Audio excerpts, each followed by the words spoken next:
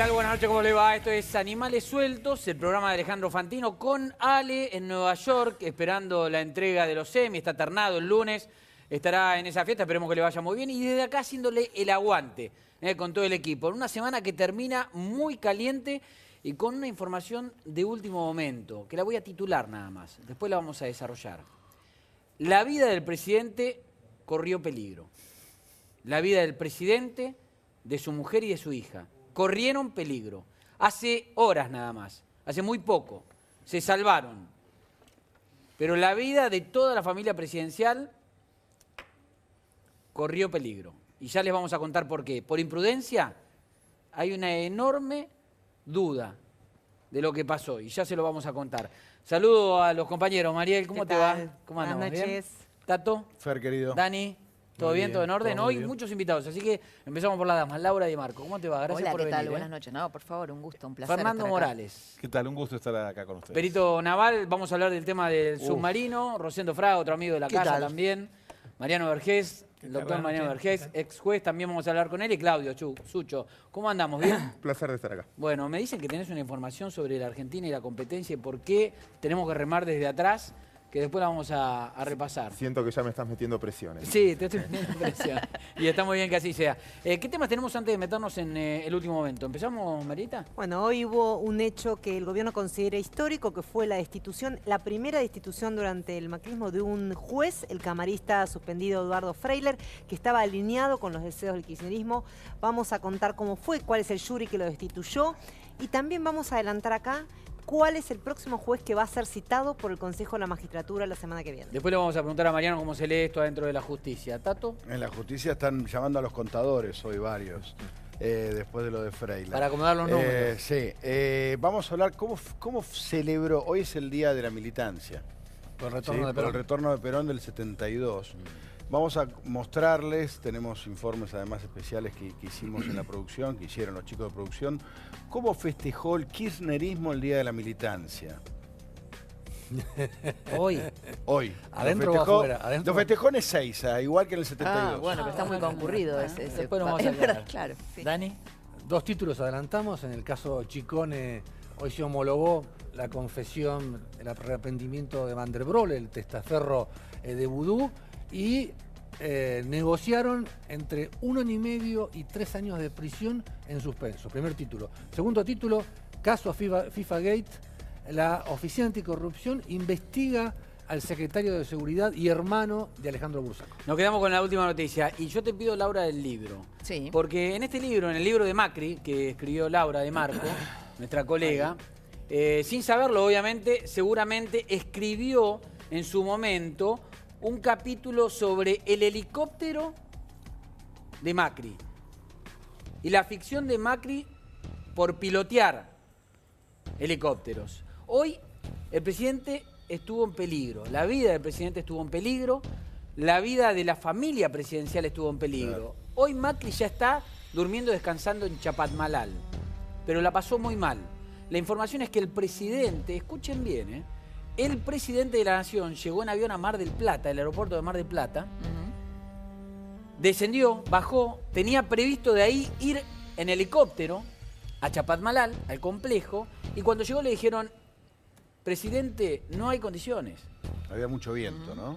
Hay mucho viento, no se puede ir en helicóptero. Y el presidente quiso ir igual. Se subieron al helicóptero, él, su mujer. Perdón, o sea que decidió él subir. Decidió él. Primer punto a discutir Claro, y a debatir, ¿puede ¿no? decidir él? Bueno, el tema es, ustedes se acuerdan que no es el primer episodio este, ¿no? Ya había tuvo pasado. otro en Mendoza, ¿no? Y que también él había decidido trasladarse de una manera que era más riesgosa que lo que le estaban aconsejando. Él es el comandante en jefe de las Fuerzas Armadas. Sí, está bien, pero la seguridad presidencial... No puede. No depende Bueno, como de él. justamente había habido un episodio, yo en las varias entrevistas que le hice, en una le pregunto, ¿es verdad que maneja el helicóptero usted, que lo pilotea? Y me dice, sí, es verdad. Pero ¿tiene licencia? No. Pero está al lado mío el instructor, siempre que lo manejo. O sea, que maneja siempre como aprendiz. Algo así, sí. Pero este Bueno, sería... y se subió el helicóptero. Se subió el entonces. helicóptero. Dijo, subimos igual. Subió él, subió su mujer, subió Antonia, su hija, subió la custodia, subió el piloto.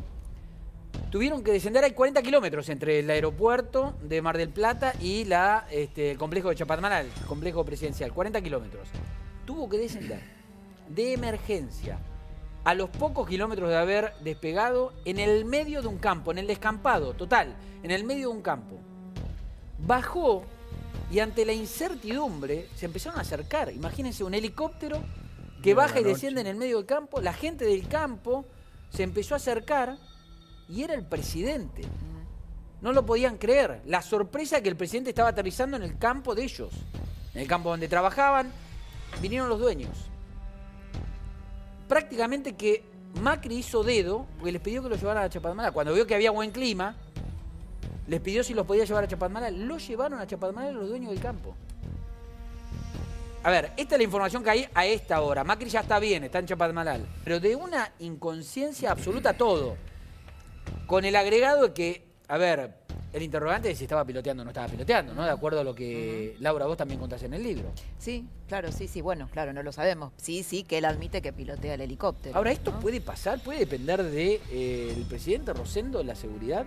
No. Es más, yo te digo, yo pensé que se iba a armar mucho más lío, ¿no? Cuando yo digo, me parecía increíble cuando él decía, si yo lo piloteo y no tengo licencia, esto lo dijo el año pasado, no sé, capaz que sacó una licencia, no tengo idea, pero me parecía increíble que él lo pilotee, sí, ¿no? Claro. Aún no pudiendo es como hacerlo. La Ferrari a 240 claro, y más que nada, la ley no la puede violar el presidente.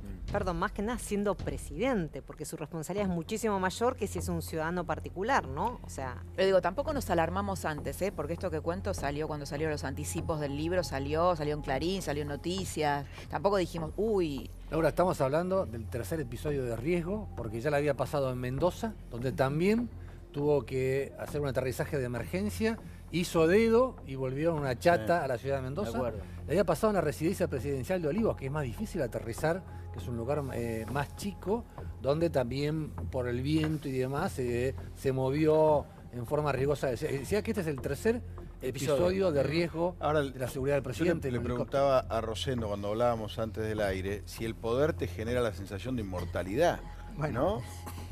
No sé si en materia de seguridad necesariamente, pero ¿viste? Yo creo que muchas veces el poder genera determinados efectos psicológicos. Ahora, yo agregaría, acá señalaron una serie de problemas con aeronaves, con helicópteros, pero la seguridad del presidente es un tema más amplio, lo hemos visto. Un incidente en Mar del Plata, septiembre del año pasado. Que todavía está impune. Villa Traful, diciembre del año pasado. La Pampa. Hace 2 meses. ¿Verdad que ya primero yo que el presidente no andaba en un auto blindado?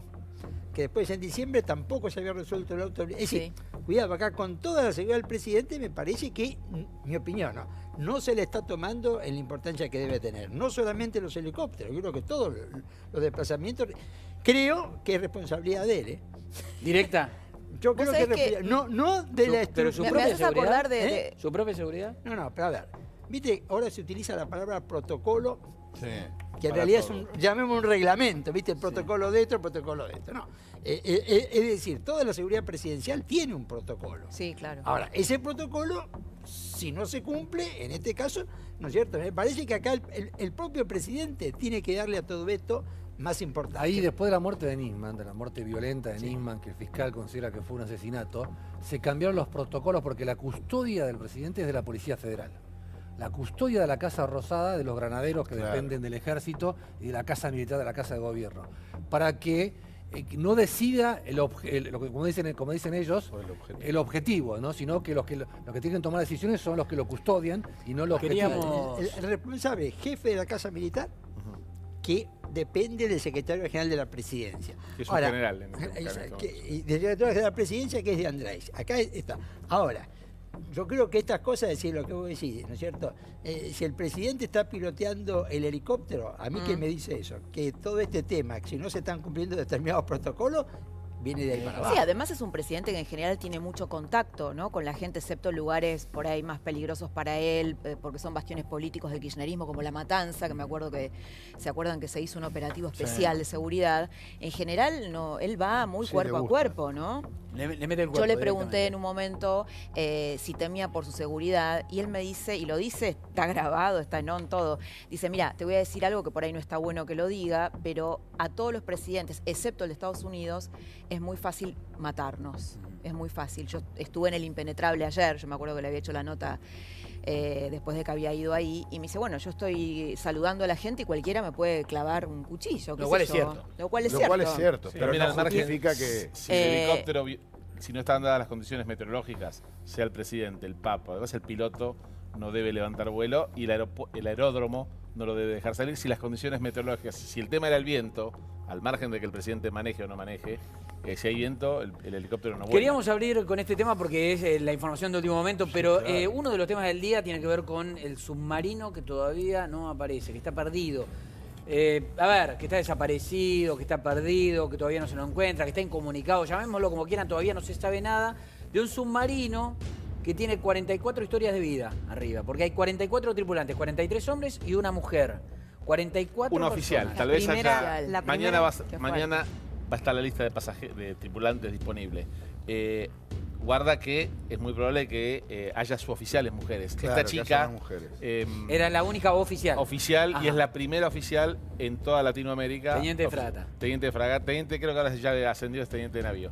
Ahora hay otras que vienen atrás de ella. En el submarino San Juan, esta chica es la única, pero hay suboficiales. Fernando, ¿qué es lo último que se sabe?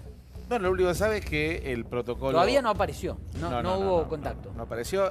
Acá lo que se sabe, lo concreto es que el día 15 a las 7:30 el capitán se comunicó con la base naval de Mar del Plata, que es donde depende, reportó latitud, longitud, así es su posición, su rumbo, creo que era 015, o sea, un rumbo noroeste, y además la velocidad, que eran 5 nudos o 6 nudos, muy baja velocidad.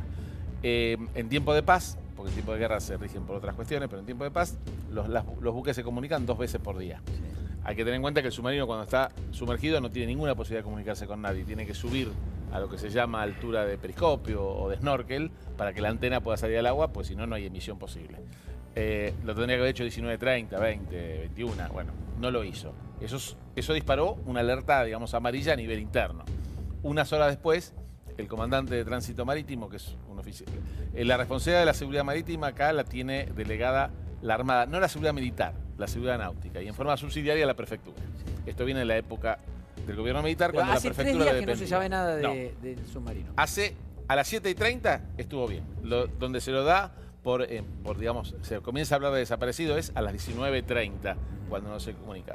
Y ya se monta un operativo SAR, búsqueda y rescate. ¿Cómo se monta? Convocando a 2 buques de la Armada con capacidad sonar, es decir, que tengan un elemento que pueda buscar en la profundidad, y una nave de la aviación naval para poder buscar desde el aire. Acá hay un problemita que empieza a aparecer ahora. Si el ministro de Defensa y el presidente fueron informados. No fueron informados, hay una gran calentura. Muy bien. Hay una gran calentura desde el Ministerio de Defensa y de Macri Teniente de navío. persona. Ahí cambiando la jerarquía. Porque se enteró, el ministro de Defensa estaba de viaje en Estados Unidos, en Canadá. En Francia. Tuvo que volver. Se enteraron por los medios, se enteraron por internet mirando las páginas de web que estaba desaparecido el submarino. Macri y Aguad. Aguad se enteró y ahí recién llamó a Macri y Macri tampoco estaba enterado. Se enteraron por los medios de la desaparición del submarino, lo que es, yo creo que le va a costar la cabeza al jefe de la Armada. Bueno, esa es una situación... Además lo que tardó en admitir la situación. Pero la pregunta clara, Fernando, es, ahí hay 44 personas. Sí. ¿Cuánto oxígeno tienen para, suponiendo que está en el fondo del mar a unos 70 metros de altura, para poder sobrevivir desde el momento que se perdió para adelante? Bueno, se habla de unas 48 o 72 horas, pero hay un problema adicional a ese.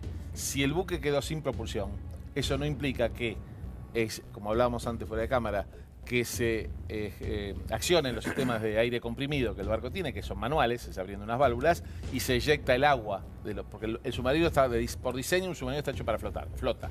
Después hay que llenarlo de agua. Para que se hunda. Para que se hunda. El lastre, exactamente. Ese lastre se puede desalojar con medios neumáticos. Y si no anduvieran, con medios manuales. Ahora bien, para eso tiene que haber una tripulación en condiciones de poder operar esos medios. Ahora bien, ¿por qué yo cuento esto que puede sonar tremendista, pero ahora voy al otro lado?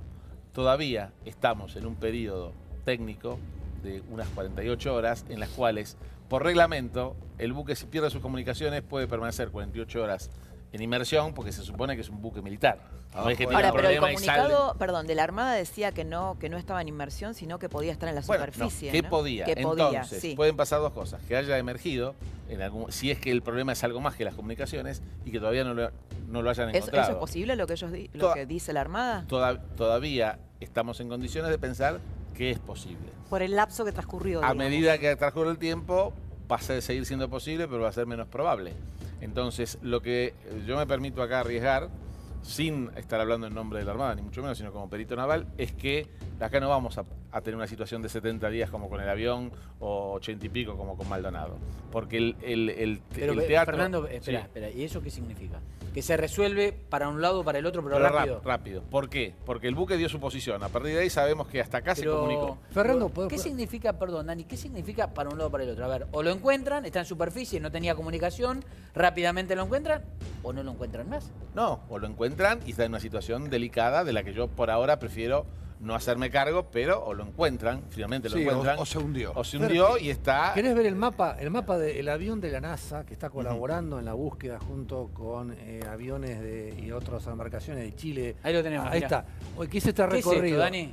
Claro, hay un avión de la NASA que estaba en la Antártida que se sumó al operativo de búsqueda y que hizo este recorrido. Esa es la zona donde supuestamente está o se registró el último contacto. Claro, donde hay más curvas hacia el norte del mapa, cerca de la península de Chubut, donde se supone que fue la última comunicación. La única comunicación fue a la altura de Puerto Madryn, Golfo San Jorge, que es esa hendidura que tenemos ahí, a unas 150 millas, 260 millas náuticas, que son unos 300, son casi 400 kilómetros en realidad lo que se estima.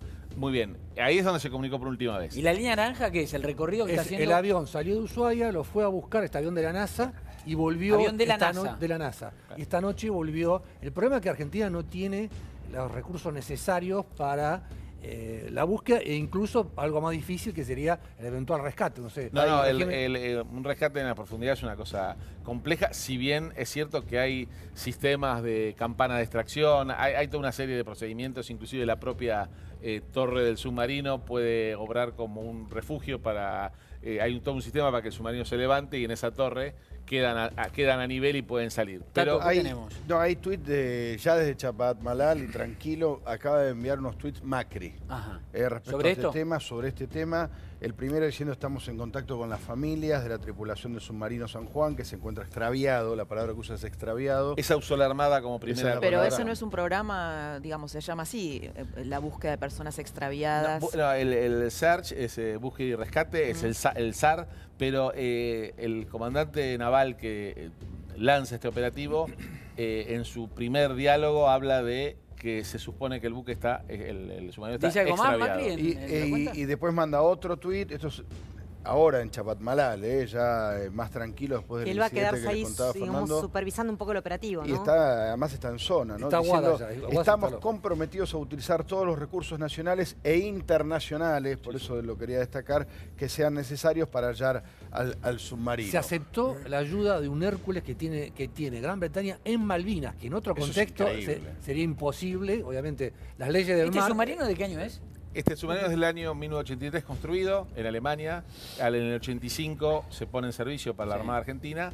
La Argentina tiene submarinos del año 1933, donde aquel ministro de Marina, que era Domecq García, crea la Fuerza de Submarinos. Y en el año, entre el 2000 y el 2004, fue sometido a una reparación de media vida.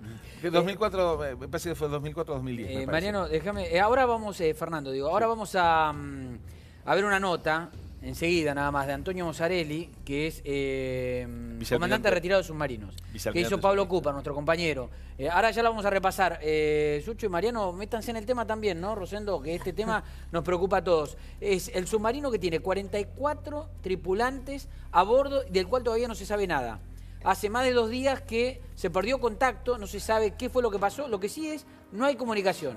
Y todavía no se hizo contacto, ni siquiera visual, con él, pese a que se lo está buscando en la zona, que no es una zona tan amplia, ¿no?, en la cual se lo está buscando. No, afortunadamente, como hay datos precisos del último punto, se puede, en base a la velocidad del curso, la deriva por la corriente, el que trace el área del teatro de operaciones, digamos, puede tener un área de operaciones acotada, que pueden ser miles de kilómetros, pero no se va a ir a buscarlo ni a Mar del Plata, Fernando, ni van a ir a Malvinas. Vos sos perito naval.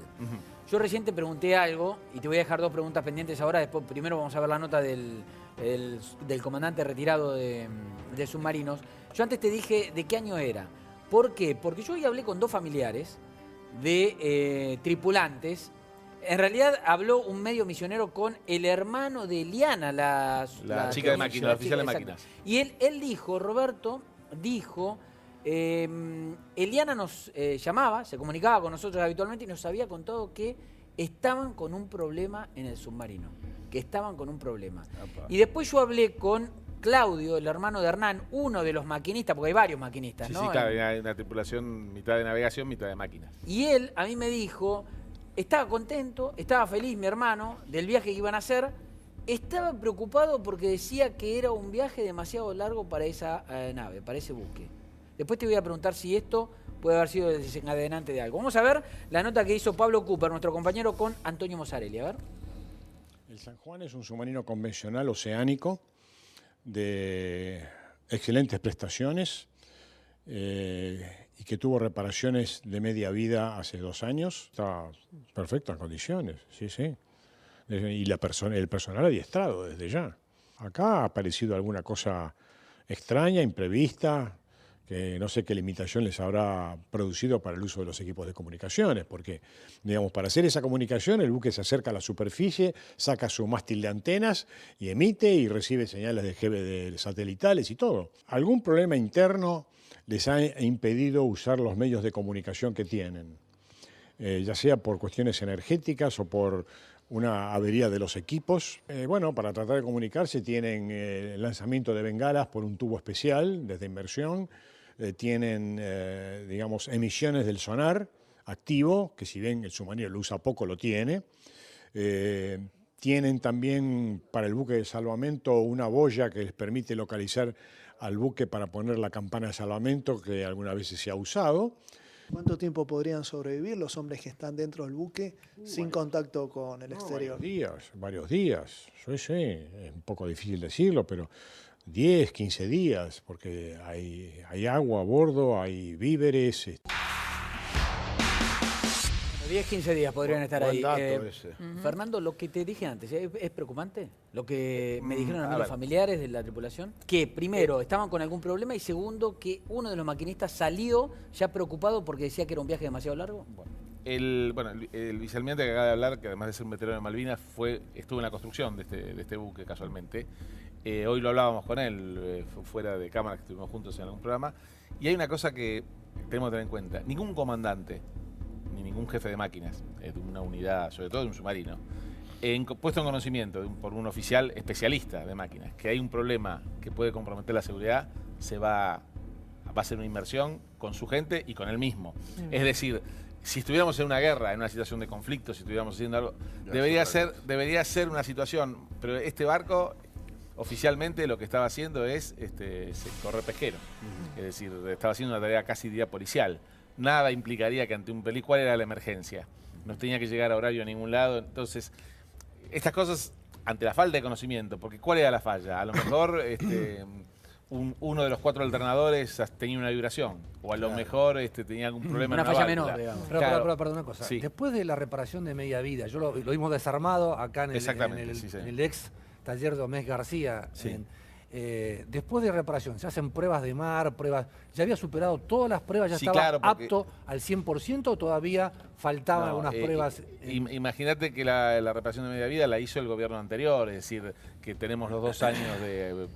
2 años y creo que se terminó en el 2010 al 2014. Ahí está. O sea que Y ahí tuvo muchas oportunidades. Mariel, hacemos la última Fernando, y le así quería pasamos a hacer otras cosas, dale. una pregunta más. Una hipótesis que circuló hoy es que se podrían haber incendiado las baterías que alimentan un poco el sistema de generación y que eso puede haber generado un humo tóxico. ¿Esto puede ser así o que hay algún sistema de emergencia, digamos, ante esa situación? Sí, claro que puede ser. El único problema es que ¿quién puede en un submarino que no tiene comunicaciones decir qué pasó adentro del submarino? Eso es a donde yo digo, ¿qué puede pasar? Puede pasar muchas cosas.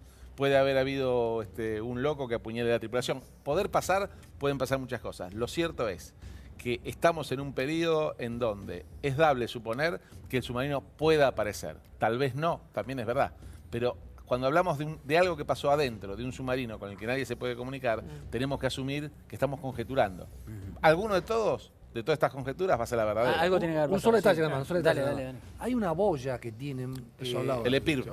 Bueno, por eso, porque lo que explicaban hoy en la Armada es que si no aparece la boya, no aparecen manchas de aceite en el mar, no aparecen salvavidas, sería una señal positiva de que por lo menos no habría... No necesariamente el buque, para que aparezcan esos elementos, puede haber sido que el submarino estallara, pero también puede haber tenido una falla que no implica necesariamente la falla. Por eso digo, cualquier conjetura que tengamos hoy, y esto me lo tengo que poner con un poquito de rigor técnico por ser perito naval. Cualquier conjetura no es más que una conjetura. Rosendo va a cerrar este tema, dale. A ver, yo lo que diría, ¿no es cierto? Es decir, hay un concepto que es el accidente. Claro, lógico. El accidente no siempre implica que hay una irresponsabilidad. Es más, accidentes en submarinos de las marinas más avanzadas del mundo, Pasan. Estados Unidos, han sucedido. El Kursk. El Kursk.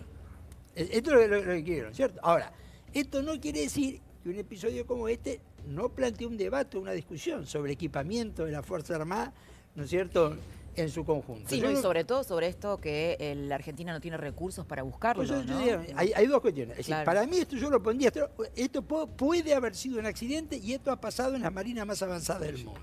Tampoco no es que no tenemos recursos, lo están buscando. Recursos, sí, tenemos bueno, pero buques. porque hay pedidos de ayuda Pero por a supuesto, nivel porque Estados Unidos internacional. tiene muchos más recursos, Inglaterra tiene muchos más y Rusia tiene muchos. Ahora, no es que no tengamos, y además hay otra cosa, y permítame cerrar con esto. Dale. Nadie egresa de la Escuela Naval Militar o de la Escuela de Suboficiales y se sube a un submarino. Para ser submarinista es una carrera de posgrado. Es decir, que todos los que están adentro del submarino están entrenados. Y lo que los están buscando también, porque nuestros marinos de guerra, mercantes o de prefectura, son buenos. Al margen de que los recursos son escasos. Lo cerramos por ahora el tema, pero por ahora, después lo seguimos hablando, porque además minuto a minuto aparece información sobre esto y a lo mejor tenemos que dar alguna información que aparezca, estamos todos conectados para ver cómo se resuelve, todavía están buscándolo a este submarino que está desaparecido. Tuvimos una semana con mucha información judicial. Empezó, y ya parece lejísimo, el lunes con la declaración de Máximo. Máximo declaró este lunes, ¿no? En el medio después declaró Parece que Florencia. pasó Y el un año, miércoles ¿no? la hermana, Sí. sí. Bueno, la hermana, se arrepintieron, pasó de todo. Y hoy, la semana caliente en materia judicial termina con una muy mala noticia para algo que acá se había adelantado, que era la situación de Freyler, ¿no? Sí, que ya estaba suspendido desde el 17 de agosto, en lo que ya era suspensión, el gobierno la había vivido con un triunfo, porque hasta ahora no tenía esas mayorías y esa vez por una ausencia circunstancial de unas horas la logró para suspenderla. Hoy fue destituido por mal desempeño, básicamente en 3 acusaciones, que no pudo justificar en 4 años entre el 2012 y el 2016 gastos por 20 millones de pesos, gastos y aumento de su patrimonio. También porque falseó datos de sus declaraciones juradas o los omitió en por lo menos 2 declaraciones juradas, la del 2014 y la del 2015. Y además porque acumuló una deuda con el fisco por no pagar patentes de sus autos y embarcaciones que supera los 300.000 pesos. Por todo esto, hoy un tribunal, que ahora te vamos a mostrar quiénes son los que integran ¿Cómo este votaron? jury. Sí, que además los juries se conforman especialmente cuando hay un juez digamos, que está como stand-by, sin actividad, y, digamos, se activa cuando hay un juicio concreto político contra un Vamos juez. a hacer una cosa, María. Ahora vamos a repasar quién es Un quién. dato más. Sí. Freyler es el segundo juez destituido, el segundo juez de Comodoro Pi destituido. El anterior había sido Galeano en el 2005, digamos, por las ¿En toda la irregularidades. historia de este Consejo de la Magistratura? De la magistratura, sí. Contra los jueces federales. De Comodoro Pi. Comodoro Pi, digo. Contra los famosos Después, 12, ¿no? claro, después hubo otros, un caso conocido fue el de Brusa de Santa Fe. Claro, sí, no, estamos hablando Pero de... jueces de Comodoro Pi, este es el segundo, en realidad es camarista Freiler, no es juez de... Ollarvide renunció por voluntariamente. Ollarvide renunció antes, Freiler fue destituido, por lo cual pierde también el beneficio de la jubilación. Pero él lo que tiene es que se la bancó hasta el final, ¿no? Dijo, me la banco hasta el final. De hecho, hoy no fue, pero estuvo en las alegatos estuvo. Y se queda sin escuchó. jubilación. Se queda sin la jubilación del sistema especial de judiciales. Sí. Cuando cumple los 65 años, con los años de aporte que tenga, Se va a jubilar como con los jubilado 30 años más. se va O sea, pierde la jubilación de privilegio, Sí. para explicarlo de alguna Exactamente. manera. Mariano, ahora te quiero preguntar qué significa esto para la justicia. Pero vamos a repasar lo que nuestro compañero Lewen hacía como cobertura de lo que pasaba en el Consejo de la Magistratura. Después Mariano nos va a mostrar quién es quién. Quién votó de cada manera, ¿no? Para defender o acusar a Freiler. ¿Qué pasaba? A ver lo que hacía Lewen.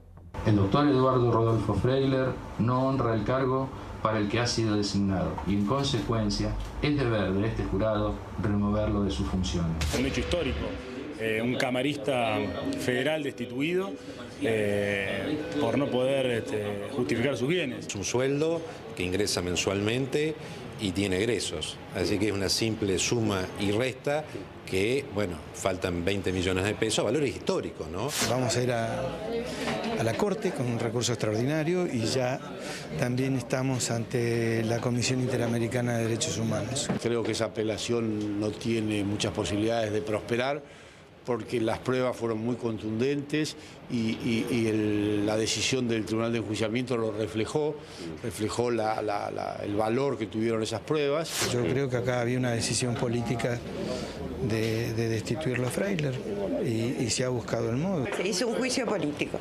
Frente a este hecho institucional, lo que hablan son los fallos y en este caso mi voto. Mariela, te vas a Acá meter en decía quién es quién. acusación política, un juicio... Por un lado, aclaremos que el juicio político es un juicio político, no es un juicio penal. Y que a su vez Freiler está siendo investigado. Se reabrió la causa por enriquecimiento en la justicia federal, el juzgado de Sebastián Ramos, que además el jury le envía las actuaciones de esta destitución a la justicia federal. El juicio ¿no? político, si bien es un juicio político, no es el juicio Tiene que penal. ver con la honra, por eso dice, el juez no honra para estar en, Sí. no cumple con las condiciones para estar en su cargo, con las condiciones morales con las que debe tener un juez. Ahora, pero O sea, yo digo, digamos, este tema, Freiler es un poco un símbolo de la corrupción, o así se plantea, ¿no? Pero ¿cuántos jueces hay así en Comodoro Pi? Bueno, por eso el gobierno lo vive como Preguntale un a Tato, mito. que lo estuvo... Bueno, Yo, por eso. fuera de broma, por eso Acá hay yo le dos decía expertos. a Mariano le decía, deben estar llamando a los contadores. Claro. Varios de los jueces federales, de los 12, ahora son 11 porque Ollarvide se fue, pero Ollarvide, Daniel lo conoce bien, también se sumaría a la lista. Varios no pueden justificar sus bienes. Lo que pasa es que no los controla nadie, no Claro, los audita ellos nadie. presentan no los la audita declaración nadie. jurada, pero en nadie este controla caso, si el hay Consejo de la consistencia. Magistratura, lo que hicieron los consejeros instructores, que fueron Miguel Piedecasas, abogado, y Pablo Tonelli, que además es diputado del PRO, les hicieron un trabajo de investigación. Pidieron los resúmenes de la tarjeta de crédito, tasaron las propiedades, la famosa casa que se compró frente a la Quinta Presidencial, que él declaró que pagó 2.800.000 pesos y la tasaron en $1,5 millones de dólares. Déjenme un La minuto, lista que vamos a diga escucharlo a Mariano. Mariano, que fue juez, que conoce perfectamente bien el funcionamiento de la justicia.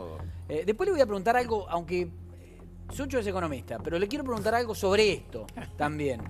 Mariano, ¿qué significa esto internamente para la justicia? Ver que cae un tipo que tuvo tanto peso durante tantos años. Bueno, esto sería importante para quienes están en una situación parecida. Como estamos hablando acá, hay algunos, yo creo que en la justicia federal... Yo voy a dar un primer caso, por ejemplo, qué sé yo, Canicoba Corral es uno de los primeros que está cuestionado hace mucho tiempo. Es decir, de hecho, apareció digamos, desde hace tantos años el tema de Canicoima Corral. Sí. Creo que estas cuestiones... Canicoima Corral. Canicoima Corral. No, Canicoima Cobrás. Bueno, pero era ya... lo que a mí me parece importante es, y uno... si es destacar, primero, el juicio, como bien decía María, es político, y cuando uno dice político no es que quiere decir que es que ya hay una tendencia, hay un problema, sino que sencillamente que no es un juicio penal. O sea, acá no estamos investigando delitos, sino el comportamiento. Y si el comportamiento es indecoroso, digamos, el jury de enjuiciamiento tiene la posibilidad de expulsarlo del Poder Judicial. Segundo, que tiene un recurso de apelación. Lo decía el abogado, es importante decirlo. Más allá que difícilmente prospere, pero el recurso de apelación está y en algún caso prosperó. Y después, yo también, a mí me parece muy importante destacar que independientemente de que muy posiblemente esto haya sido así, siempre a mí me sorprenden estos juicios que de golpe son rápidos, porque este fue rápido y hay otros tantos juicios que, digamos, no han avanzado. Por ejemplo, hace poquitos días se habló del juez Lijo, que había tenido una auditoría que había terminado con un problema y que no sabía qué pasaba. A los 4 días apareció la detención de Vudú. Mi pregunta es por qué el Consejo de la Magistratura no ha trabajado de la misma manera. Igual hay una auditoría que se está llevando a cabo, que se van a conocer resultados dentro de poco, y se trascendió que Lijo era uno de los jueces que tenía demora en las causas, digamos, pero no es que había una causa concreta de denuncia contra el juez Lijo que está como frenada. Yo no estoy diciendo concretamente que Lijo tiene que ser sometido ya. Lo que digo es, esto no deja de ser también para el gobierno actual, así como pasó en el gobierno anterior. Yo no estoy hablando del gobierno actual o anterior, que es una vacante que le queda en la Cámara Federal ahora al gobierno, porque el gobierno va a poner su juez. Ahora, es decir, el gobierno va a poner su juez, eso suena horrible. Juez, pero es así. Bueno, va a haber un proceso de selección. Sí, sí, pero la realidad es que, o sea, yo trato, es decir, a mí me preguntan y en este punto yo trato de responder. No, está perfecto. Sí, porque en realidad suena horrible. Bueno, si el gobierno está diciendo que pedía la cabeza de Gil Carbó porque quería poner su fiscal, o digamos su señora fiscal o su señor fiscal, de la misma manera yo pienso que a los jueces, además de hecho es el presidente de la nación el que lo designa. A mí me designó el presidente. Eligen una terna, ¿no? Está bien, porque usted dice que el gobierno todavía puede caer en el error histórico de querer cooptar a la justicia. Vamos a dar un ejemplo. Hay un juez no es juez todavía, pero tenía que haber sido hace muchos años, que se llama Rodríguez Varela. Rodríguez Varela es un muchacho, porque es un muchacho que debe haber dado 30 exámenes. Sí. Y el gobierno anterior, kirchnerista, porque él es el hijo de Rodríguez Varela, no lo nombró. Que trabajaba con Campagnoli. Que trabajaba con Campagnoli y ganó todos los concursos. 6, 7 concursos. Pero entonces lo que quiero decir es que, en definitiva, con esto lo que quiero decir es que es el presidente o la presidente el que termina designando al juez. Porque de la terna que le llegará, dice, bueno, esta terna no la tocamos y a lo mejor se pasan 2 años sin designarlo. Además de la terna puede elegir al tercero. Es decir, no tiene por qué elegir al primero. Igual hay que recordar que en el kirchnerismo el Consejo de Magistratura básicamente estaba frenado, porque no podían salir una sesión de trabazón. Hacen falta los 2/3 del Senado. Esto va a suponer una negociación más amplia, donde Pichetto va a tener que reunirse con el ministro de Justicia. ¿Quién? Porque son los 2/3 del Senado para ratificar y además es una terna el candidato que proponga el gobierno de esa terna. Ahora, lo que pasa es que me parece que lo que está tal vez cuestionado es todo, digamos, es bastante Vox Populi, que Freiler no es el único que está en esta situación de flojo de papeles o de que no puede justificar su ingreso, o sea, su nivel de vida con sus ingresos. Los jueces federales, sobre muchos de ellos, pesa esta sospecha. Y no se puede dejar de conectar esto con la seguidilla de detenciones de los funcionarios kirchneristas. No. ¿Qué están haciendo los jueces? ¿Se están defendiendo o realmente? Porque suena un poco a que están cuidando su trabajo. Están asustados porque tienen miedo de que el gobierno vaya por eso. Claro, que vaya por ellos. Yo diría que para mí, pido disculpas porque la opinión no es la mía así. Yo creo que los jueces... No tiene por qué serlo. Pero los jueces tienen, digamos, especialmente los federales, tienen la particularidad de que cuando cambia el gobierno rápidamente se acomodan con el nuevo gobierno. Entonces, no sé si tienen miedo, se van acomodando a lo nuevo y si mañana lo que a mí me está preocupando de tantas detenciones no son las detenciones en sí, sino que el ciudadano quiere otra. ¿Quiere otra qué? Quiere otra detención. Quiero otra detención Porque más. nosotros estamos teniendo ya una especie de circo romano. Vamos deteniendo, pero el ciudadano, el que no es abogado, y demás, quiere otra detención. Decir que la gente quiere sangre. La gente quiere sangre. Está bien, bueno, pero se supone que debería pasaría, yo creo que pasaría en todo. Eso quizás no tiene que ver con una necesidad de una justicia que no actuó por muchos años. Y la gente jueces ahora se la dan. Pero, Mariano, acá no estamos del Estado persiguiendo un individuo como era la dictadura. Acá estamos cuando la justicia está persiguiendo a debido que tiene abogados, economistas, banqueros, que tienen plata en el exterior. Es una organización. Entonces, la prisión preventiva en estas circunstancias permite que estas investigaciones, que son investigaciones históricas, que ese individuo no siga poniendo obstáculos. Lo vimos hoy en el caso de Van der Broek, que vamos a hablar. No, está bien, Daniel, pero yo digo, eso también se supone que debería estar llevado adelante por jueces probos, porque si los jueces tienen sospechas de corrupción, igual, digamos, por eso ¿cuánto tardamos en cambiar los 12 jueces de A ver, no, está bien, pero Mariano, lo digo respetuosamente porque creo que es importante. O sea, las detenciones, las últimas detenciones, más allá de que puedan gustar, digamos, legalmente no correspondía a ninguna, porque hay fallos ¿Vos de la decís Corte. que están mal detenidos Vudú y Debido, por ejemplo? Por los supuesto que últimos? sí. Legalmente están pésimamente detenidos. Independientemente Vos no de los que... hubieras detenido como juez. Y hubiera sido también, si yo los hubiera detenido, capaz que yo los hubiera detenido, mal detenidos. Pero por Mal- aún con pero esta ¿qué? ¿Hubieras argumento- actuado mal Y entonces? es posible que sí, yo no estoy, o sea, ustedes me están poniendo en una situación y me lo están preguntando y yo era un juez que detenía. Entonces, pero lo que estoy diciendo que en este caso, desde que yo me fui hasta ahora, toda la jurisprudencia, incluso la de la Corte, dice que si la persona no entorpece la investigación y la persona, Bueno, digamos, pero no lo que pasa es burla... que están diciendo que sí no, la bueno, fuente pero, va a a ver, ver. podrían pero sí eso tiene se está- recursos a ver, o contactos se está para utilizando poder- un fallo que se ha utilizado para los militares.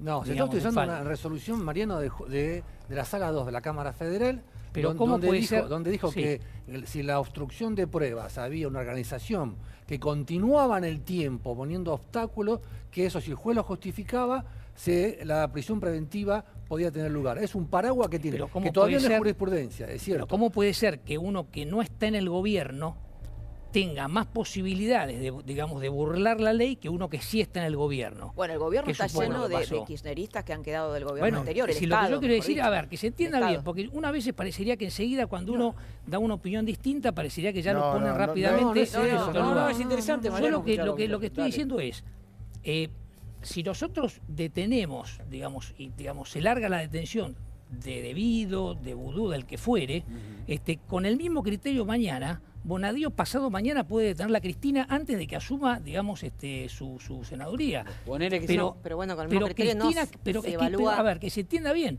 Cristina cumplió todas las reglas, entonces si ahora aparece, ella por supuesto Cuando que vos decís también. cumplió toda la regla, está derecho, digamos. No A ver, evadió nada. En cualquier proceso, si la persona se somete, digamos, a la justicia y cada vez que lo citan va y cuando se va del país pide permiso, etcétera, etcétera, no hay Bueno, por qué detenerlo, pero, no hay nada nuevo. Por ejemplo, Debido, en el caso de Debido, que tiene 2 causas por las cuales está detenido, el fiscal Carlos Stornelli, en la de la mina de Río Turbio, pidió la detención porque también hubo testimonios de trabajadores que decían que tuvieron órdenes de quemar material que podía ser material probatorio. Acá lo tuvimos al que es el actual interventor de la mina de Río Turbio, que contó esa situación. ¿Qué pasó ahora o qué pasó hace 2 años? ¿Qué No, pasó ahora? Que hay que ver Entonces, un poco esas cosas también. Digo, por eso el fiscal Carlos Stornelli insistió con el pedido de detención a Luis Rodríguez y por eso ameritó, generó el fallo de la Sala 2 de la Lo Cámara. escucho a Rosendo con este tema. No, mira, Dale. yo coincidía con Vergés en un punto. En los últimos 40 años, sobre todo la justicia federal, cuando un gobierno llega y está fuerte,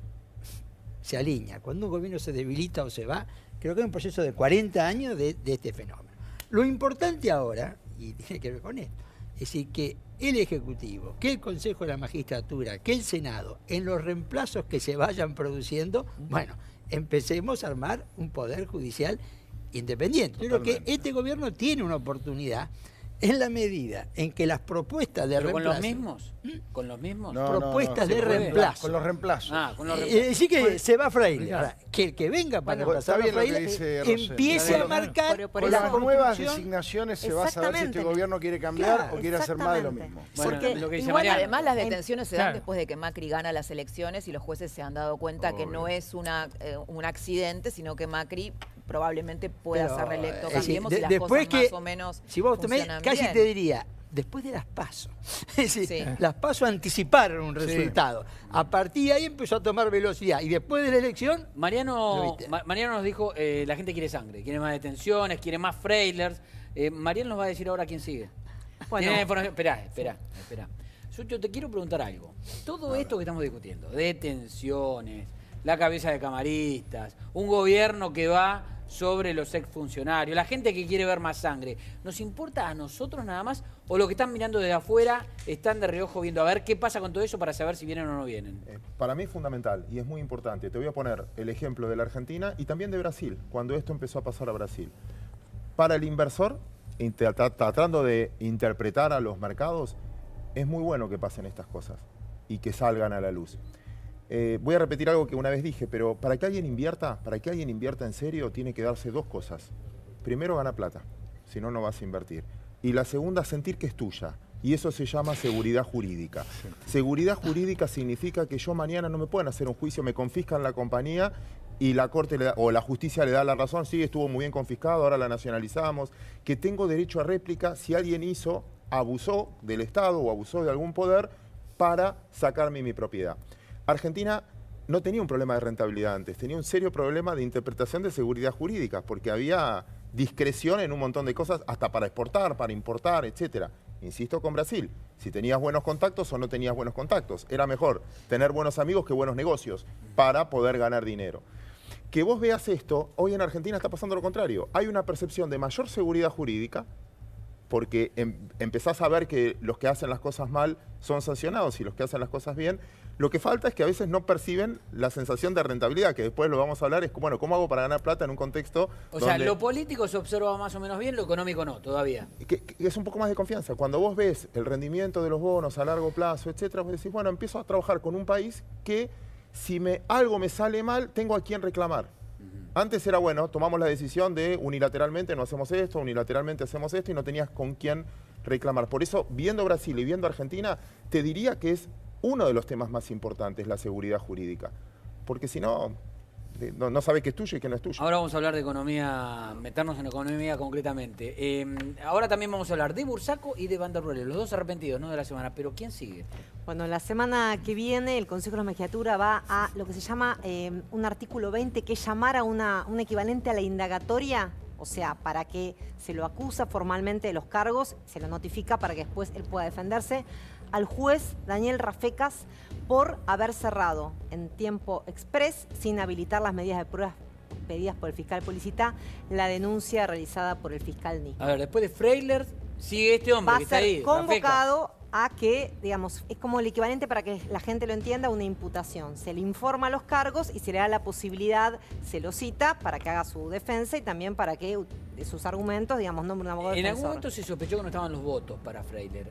¿Están los votos para Rafecas? Bueno, yo creo que ahora el gobierno está envalentonado, digamos, si bien la suspensión de Freiler logró con la ausencia de un consejero, también es verdad que la composición del Consejo cambia a fin de año porque se reemplazan los que representan a la Cámara de Diputados y Senadores. O sea, ¿pero esa también composición mejora la posición del gobierno o no? Bueno, puede ser que entren legisladores del PJ que no sean tan kirchneristas. Entonces, de alguna manera le da chances de, cuando hay casos muy contundentes, hay algo que es importante, que yo no sé si vamos a tener tiempo de verlos, pero uno de los que votó por la destitución de Freiler hoy es Walter Barrionuevo. ¿Lo podemos ver rápido ahora? Muy rápido, es una plaquita. Vamos a verla rápido, a ver, ¿quién votó de cada manera? Contanos esto. Ahí la tenemos, a la presidenta es Inés, son básicamente dos jueces que son Inés Cantizani, que es de un tribunal oral de la capital federal, y Armando Márquez, que es un juez federal de Neuquén. O sea, los dos integrantes del jury, que son jueces, votaron por la destitución de un par. Además, votaron a favor Silvia Jacopo, que es senadora de Cambiemos Jujuy, se imaginaba que iba a fallar así. Hugo Marcucci, que es diputado radical de Santa Fe, también se imaginaba que iba a fallar a favor de la destitución. El caso que te comento, que es Walter Barrionuevo, que es senador del PJ Jujuy, pero realmente estuvo alineado con el kirchnerismo y que, sin embargo, hoy votó la destitución de alguien que se lo vinculaba a los intereses. Le sobró un voto. Le sobró un voto porque necesitaba 5 sobre 7. Y ahí tenemos a la derecha abajo, quizás el menos conocido, que es Raúl Piaggio, que es un abogado, porque tiene un representante de los abogados, es un abogado de Capital, que tuvo una disidencia parcial sobre un hecho puntual que tenía que ver con unos lotes en Necochea, pero que también votó a favor de la destitución. ¿Quién fue la única que votó en contra? Y la tenés ahí a la derecha. Sí, claro. A una kirchnerista, digamos, reconocida como Diana Conti, que a fin de año no va a estar más. Por eso te digo que va a haber una renovación en el Consejo. En este caso es el jury. ¿Qué dijo Diana Conti hoy para defenderlo? ¿Qué dijo para votar Ella dijo que consideraba que el juicio era nulo. O sea, dijo que no tendría que haber tenido lugar. Ya de entrada, cuando hubo un pedido de los abogados de Freiler de la unidad, ella votó a favor de la... ¿Pero que era nulo por qué? No se expidió sobre la cuestión de fondo. Buen punto. Era una situación diferente. La de Freiler es distinta de la de Rafecas. La de Freiler es una situación más pesada. Con mucha prueba. Aparentemente hay muchos elementos, y en la de Freiler. En la de Freiler. La de Rafecas yo creo que es un poquito más endeble, porque estamos hablando de una decisión que tiene que ver con la opinión del juez. Totalmente. Igual, y además no fue el único que opinó así. Igual hay algo que quiero aclarar, no es un juicio político, es la acusación. Pero la semana próxima se va a conocer la acusación, es el primer paso para, digamos, iniciar un proceso en el Consejo. ¿Y se sabe que va a ser Rafecas? Digamos, ¿va a encarar? Sí, acá lo estamos... ¿qué va a hacer él? Sí, bueno, él defiende su actuación, él defiende su Rafecas actuación. quiere ser defensor, está candidateado para ser defensor de la Corte si se va hace de tiempo. defensor lo que sería una salida elegante para todo ¿Ir el a mundo. dónde? Él Perdóname. quiere ser defensor oficial de la Corte. Ya se propuso para ese cargo. Con lo cual podrían encontrar una salida en la cual queden todos contentos y listos, porque yo coincido con lo que dice Mariano, lo de Rafecas es distinto. Es más livianito. Más discutible, es otra cosa. Es más discutible, exacto, no como es con un tema patrimonial muy claro en los números, ¿no? Pasamos a otro tema, nos quedamos con el tema judicial. Yo dije esta semana arrancó con Máximo Kirchner, termina hoy con Freiler, en el medio pasó de todo y en el medio están los arrepentidos. Bursaco, que está en Estados Unidos prendiendo el ventilador allá, y Van der Broek, que prendió el ventilador acá. Empezamos con Bursaco. ¿Quién tiene información de lo último que dijo Bursaco? Bueno, lo último que dijo Alejandro Bursaco ante la justicia de los Estados Unidos es que en total había pagado 160 millones de dólares en sobornos a dirigentes del fútbol de todo el mundo para ¿Puedo tomar nota? ¿Cuánto? 160 millones de dólares a dirigentes del fútbol de todo el mundo. ¿Viste que empezó con los cuatro, empezó con 4 palos? Cuatro. Un submarino. 15 para Grondona. ¿Eso vale un submarino? Un submarino, 4 millones. No, 160 millones. 160 millones. 15 para Grondona. Después 15 para Grondona, que se negociaron en el velatorio de que hablamos pero ayer. eso es una escena de Coppola, del Una Padrino, escena de Coppola, ¿no? o de La repartija en el velatorio, claro. Sí. Y ahora el cajón ahí, es increíble. Claro, y sí. Ahora se habla, después, bueno, también lo contamos ayer, que él dijo que pagaba bonificaciones a Messi y otros jugadores de la selección para los partidos amistosos, pero lo que quedó, una cosa que quedó dando vueltas, que él admitió que tiene una cuenta con casi 4 millones de dólares a nombre de una offshore, donde puso la plata por los derechos que vendió, las acciones que vendió de torneos y competencias. Y que en esa cuenta el hermano, ¿sabe quién es el albacea? El hermano, el actual secretario, el actual secretario de Seguridad de la Nación. El actual integrante del gobierno es albacea de esa cuenta. ¿Le cuesta caro esto, Tato? Bueno, hoy durante todo el día hubo versiones de que podía llegar a renunciar Eugenio Bursaco, el secretario de Seguridad de la Nación. Hace un ratito nada más nos avisan del Ministerio de Seguridad que esto no va a ocurrir, que Patricia Bullrich le ha dicho a sus colaboradores que está descartada la renuncia de Bursaco por ahora. Por lo menos con la información que hay por ahora lo agrego yo. El gobierno dice que no va a renunciar. Pero la cuestión técnica es, o sea, él no es el dueño de esos fondos. Ser albacea significa que si le pasa algo a Alejandro Bursaco o a su esposa, los derechos que correspondían a sus 4 hijos los iba a manejar el actual secretario de Seguridad de la Nación. Pero lo que va a hacer la Oficina Anticorrupción es preguntar si no es una anomalía administrativa. Yo acá tengo la declaración jurada de bienes.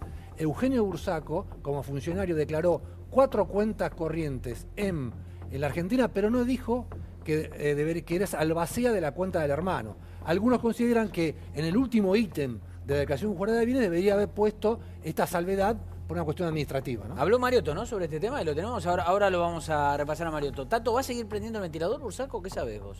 Se supone que hoy va a terminar la declaración de Bursaco, pero el lunes... Hoy era la tercera. La cuarta. La cuarta. Cuarto día. Porque tuvo 2 días de confesión libre, 2 días de preguntas de las partes. Fiscales, de los defensores de los acusados. Y el lunes todavía tiene oportunidad de hablar más si es que se estira un día más el juicio. Se supone que ya está lo grueso, pero lo grueso es un montón. Vamos a Además, escuchar lo interesante ahí que por el propio sistema de justicia de Estados Unidos tiene que decir la verdad, ¿no? Obvio. No como Claro, acá, todo lo que porque dice acá él- podés mentirle a un juez, allá no, porque todo lo que dice es para reducir su Todo lo que dice se supone que es verdad. Y tiene que aportar documentación. Igual hay algo que hay que recordar. Todo esto él ya se admitió culpable y ya hizo un acuerdo con la justicia de Estados Unidos. Ahora está, digamos, contándolo como testigo, porque los fiscales que están acusando a los que están en este juicio lo consideran un testigo clave. Claro. Pero ya esta información la justicia de Estados Unidos la tenía. Sí. Me dejan, vamos a verlo y a escucharlo a Mariotto. Después explicamos qué tiene que ver Mariotto en esta historia y debatimos un poco lo que contestaba y comentaba sobre esto. A ver. Estamos llamados a indagatoria en un proceso que ya tiene la doctora Servini de Cubría, donde se nos acusa de haber aceptado compartir con Iveco el nombre del torneo, y ahora, a partir de las declaraciones de Bursaco en Estados Unidos, hay una causa que nos involucra a algunos jefes de gabinete y a los coordinadores de Fútbol para Todos, entre ellos yo, por la compra de derechos. Lo que es cierto es que nosotros desde la coordinación nunca compramos derechos, y por otra parte estoy totalmente convencido que la compra de derechos es a precios de mercado y es absolutamente racional. A nadie se le ocurre políticamente enfrentar a un poder y después hacer tropelías y justamente aceptar sobornos de ese mismo poder que se vio perjudicado. A mí me parece que es una soncera bajo todo punto de vista. A mí nadie me ofreció sobornos nunca. Y en mi vida política, desde que ingresé a la universidad, el objetivo de democratizar las comunicaciones y de acceder a un contenido popular como el fútbol para todos los ciudadanos fue un objetivo que no hay dinero que me pueda comprar. Entonces, por supuesto, vamos a declarar como corresponde, pero sabiendo que vamos a declarar en un país que no tiene Estado de Derecho. ¿Tiene miedo de quedar preso usted de la misma manera que Devido, Vudú? Soy peronista, no pude ser mejor, no conozco lo que es el miedo. Nosotros vamos a volver con la ley de medios, vamos a volver con el fútbol para todos, vamos a volver con la justicia social. El peronismo siempre vuelve y aquellos que están cometiendo esta tropelía no los va a juzgar la historia, los va a juzgar el futuro. Fuerte Mariotto en el diálogo con Diego Lewen, ¿no? Nuestro compañero Mariotto diciendo van a volver con todo, con la ley de medios, no tienen miedo, es peronista. Lo cierto es que primero tiene que ir a declarar en indagatoria, ¿no? Eso, antes de volver. Y además de que perdió las elecciones, ¿no? Por otro lado. Un segundo nada más. Policita presentó hoy el pedido de indagatoria de Aníbal Fernández, de Mariotto, de Pablo Paladino, al cual Bursaco dice que le pagó parte de esos 4 millones de dólares junto con Delón. Y lo que pidió fue indagatoria, inhibición general de bienes y prohibición de salir del país. El juez Rafecas es el que va a tener que decidir la semana que viene si acepta estos pedidos del fiscal. Y él aseguraba que era precio de mercado, pero por la investigación que llevó adelante Policita, fueron, digamos, contratos por 33 millones de dólares, en algunos casos por partidos internacionales. Te digo, a Rosendo le crecen los colmillos. Sí, está ahí que se agarra. Ahora nos vas a contar, pero contanos ahora, ¿qué pensás de lo de Mariotto y todo lo que está pasando con Bursaco? ¿Cómo se le están moviendo todos los tablones a la ex dirigencia kirchnerista? Bueno, mirá, yo soy analista político, te diría que esto, como decíamos recién, tiene mucho que ver con el contexto político, ¿no es cierto? Es decir, acá hay un contexto político mucho más claro que hace 90 días. Y me parece que en ese contexto la estructura del kirchnerismo se empieza como a derrumbar, ¿viste? En este sentido. Agreguémosle que acá hemos tenido en los últimos días señales bastante claras. Aníbal Fernández criticando a Cristina Kirchner, debido a la señora de Devido. Un poquito, ¿no? Después quiso volver, después quiso arreglarla Aníbal Fernández. Pero me da la impresión de que estamos, viste, frente. Yo creo que tiene que ver. La disolución. A mí me resulta incluso hasta inquietante el hecho de que aparece una declaración y a las 24 horas con una declaración de una persona que, más allá que es testigo en Estados Unidos, él mismo también ha confesado delitos y nosotros tomamos, porque es una cuestión habitual nosotros también ahora, que nosotros lo tomamos como palabra santa. Pero Mariano, ¿vos crees que hay una especie de casa de bruja judicial? No me cabe ninguna duda. Pero ya la hubo otros años también, no en este gobierno, en otros años también lo hubo. ¿En qué años? O sea, en otros años. Pero Mariano, el pedido policista no tiene nada que ver con lo que dijo Pero Bursaco. pará, ¿qué es una casa de brujas para vos? Pero hasta usted sabe muy bien, hasta que la justicia de Estados Unidos mande oficialmente la copia de la declaración de eso no tiene ningún valor. Pero perdóname, pero quiero entender el concepto de casa de brujas. ¿Qué es casa de brujas? Es decir, que vaya casa de brujas es lo siguiente. preso, el otro día lo escuché al fiscal Delgado decir que él había pedido la indagatoria de Devido en el año 2007. Y yo veo que a Devido lo detienen en el año 2017. Sí. Las causas por las cuales están detenidos todas las personas ahora imputados son causas que están iniciadas hace 8 o 9 años. Bueno, lo mismo pasó con Juan y con Lázaro, ¿no? Entonces, lo que yo estoy diciendo, ¿no? Pero, yo estoy diciendo que es una casa de la justicia. La justicia está casando y va recibiendo y está deteniendo. Pero no está haciendo finalmente justicia de causas que se habían demorado. Pero perdón, también en la causa, por ejemplo, de Devido, de la mina de Río Turbio, la denuncia la hace la nueva gestión. Yo era una causa que venía que sean todas, Mariano. A mí lo que me parece es lo siguiente. Nosotros necesitamos una justicia creíble. La única forma de que nosotros volvamos a tener algún tipo de seguridad es que sea creíble, como decía perfectamente él. Y a mí personalmente, independientemente de mi idea política, yo no le creo. no le creo al hijo, no le creo a... Parece que sobreactúa. No, está bien, que era lo que yo te decía antes, sí, que es más una estrategia para defender sus lugares que una acción para hacer justicia. Ahora, paralelamente la sociedad veamos los expedientes, veamos qué dicen las causas, veamos las pruebas. Vamos de uno. Lo problemático era cuando antes estas personas no iban presas. ¿Debido cuánto hace que debía haber estado preso? ¿Vudú cuánto hace? Bueno, pero entonces es lo que dice Mariano. Con una condena. A ver, pero Casa de Brujas parece que fuera él está cuestionando. Casa de Brujas porque están saliendo ahora. Que como ahora. lo dice Mariano parece que no hubiera hecho. Claro, exacto. Pero lo que está señalando él es que ahora están sobreactuando todo lo que ocultaron. Pero lo que me extraña es que Policita pide una indagatoria justo cuando viene el tema de Bursaco. O sea, es como que parecería que son todas cuestiones... Pero no, Mariano, esto estaba hecho... Pero no es casual. No, porque la Procelac hizo una denuncia por el tema de los sobreprecios y lo que pide estas indagatorias son por los sobreprecios que pagó el Estado en los derechos de transmisión. Acá Bursaco no está citado en ningún lado. Lo que yo quiero decir es que acá incluso, o sea, yo he leído la causa de Fútbol para Todos, porque yo soy abogado de algunos esta es ahí. otra, o sea, esta de otra, pero las Servini. conozco y conozco las cosas y demás. Lo que yo estoy diciendo son, o sea, son delitos. El concepto, Mariano, me parece que está claro en cuanto a que los jueces, digamos, trabajan con el joystick en la mano, ¿no? Ahora apretaron play. En este caso puntual, por ejemplo, la denuncia es del 2015. Yo estoy de acuerdo, pero también entiendo lo que dice Mariano. A ver, pasemos a otras cosas porque tenemos un montón de temas y nos quedamos. No, viste que la entrevista de Lewin a Mariotto, ¿dónde fue? A eso quiero ir. Podemos ver la imagen de vuelta, porque hoy pasó algo insólito. Hoy es un día muy importante para el peronismo tradicional, yo no sé para cuánta gente. ¿Dónde estaba Mariotto? Porque es el día de la militancia. Y bueno, al kirchnerismo se le ocurrió, yo no entiendo a qué cabeza se le ocurrió, festejar el día de la militancia en la puerta de Ezeiza, creo que Mariotto estaba en Ezeiza, ahí se veía atrás, Servicio Penitenciario Federal. Pero pará, Ezeiza estás en la cárcel. Fueron a visitar a sus presos. Claro. Fueron a festejar, sí, no entraron, tampoco tanto. Fueron a hacer una ceremonia, dos grupos, uno comandado por Recalde Padre y otro comandado por Recalde Hijo. Bueno, espera. Un grupo fue, dale. Espera, vamos a dar la cobertura. Porque recién escuchábamos a Mariotto, estaba ahí. Pero vamos a la cobertura del Día de la Militancia en la cárcel de Ezeiza. Después Tato nos explica. Bueno, ahí se están saludando Mariotto y Manu Quieto, cantante de La Mancha de Rolando, íntimo amigo de Amadou Vudú. Un acto simbólico de venir a la puerta de los penales, donde hay muchos compañeros privados de la libertad, sin condena, justo el 17 de noviembre, cuando hace 45 años el general llegaba aquí cerquita nomás al aeropuerto de Ezeiza, después de mucha proscripción, de exilio, y en donde el pueblo peronista también sufrió torturas, desapariciones, represión brutal, y donde la oligarquía intentó implementar un plan de hambre, con endeudamiento, con apertura de importaciones.